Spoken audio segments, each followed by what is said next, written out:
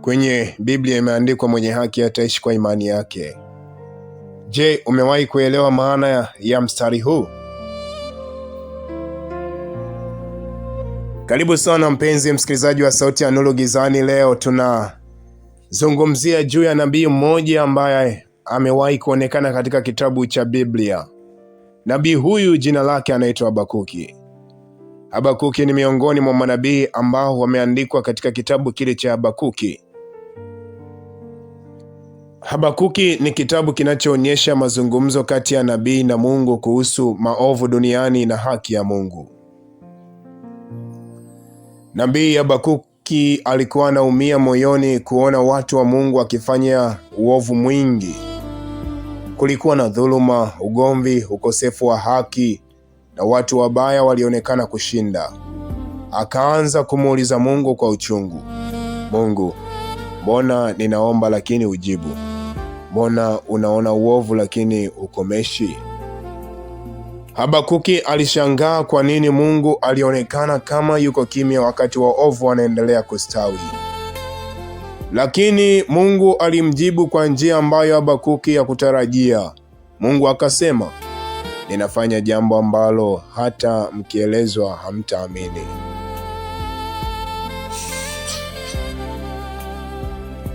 Mungu alimwambia kwamba ataliinua taifa kali sana la Wakaldayo wa Babeli ili aliadhibu taifa lake kwa uovu wake.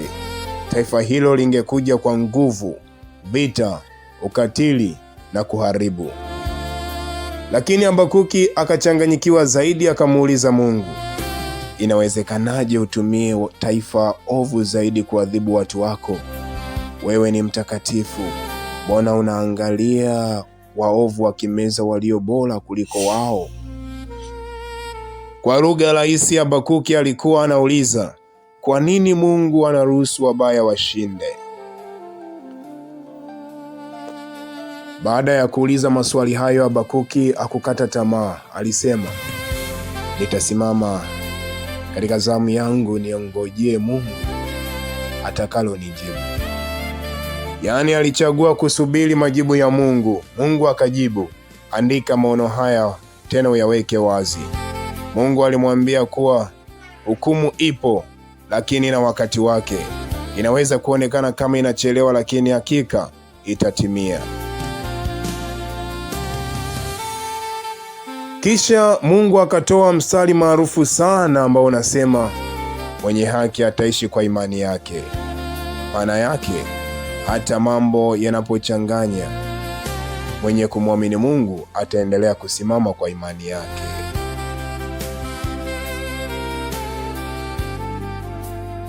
Baada ya Mungu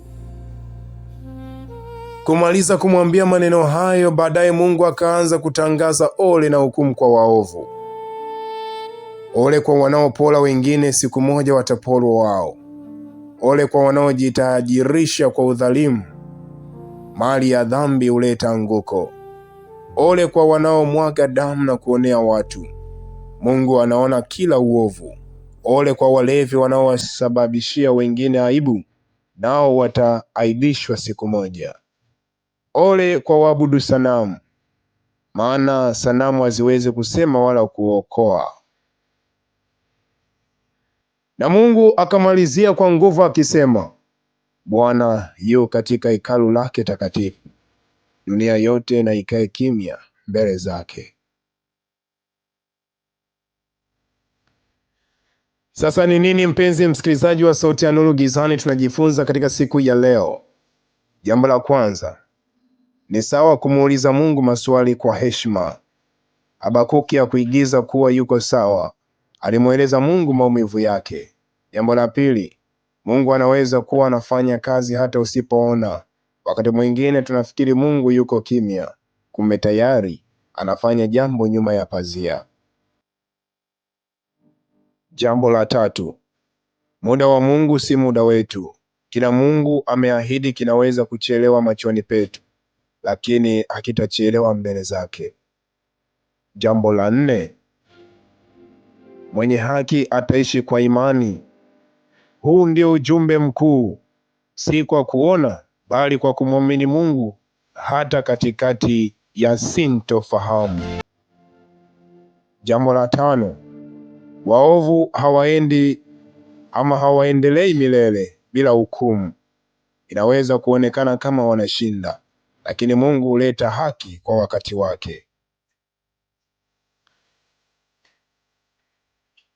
Kwa hali ya maisha ya leo, kitabu hiki kinafundisha, ukiona uovu, kuchelewa kwa majibu au watu wabaya wanaonekana kufanikiwa, usikate tamaa. Endelea kusimama katika imani yako. Mungu akubariki sana. Mungu awe pamoja nawe. Mimi ni msimuliaji wako, ninaitwa William Charles. Like, share, comment. Usisahau kusubscribe SNG08 TV au andika Sauti ya Nuru Design. Mungu awe pamoja nawe mpaka wakati mwingine. Bye.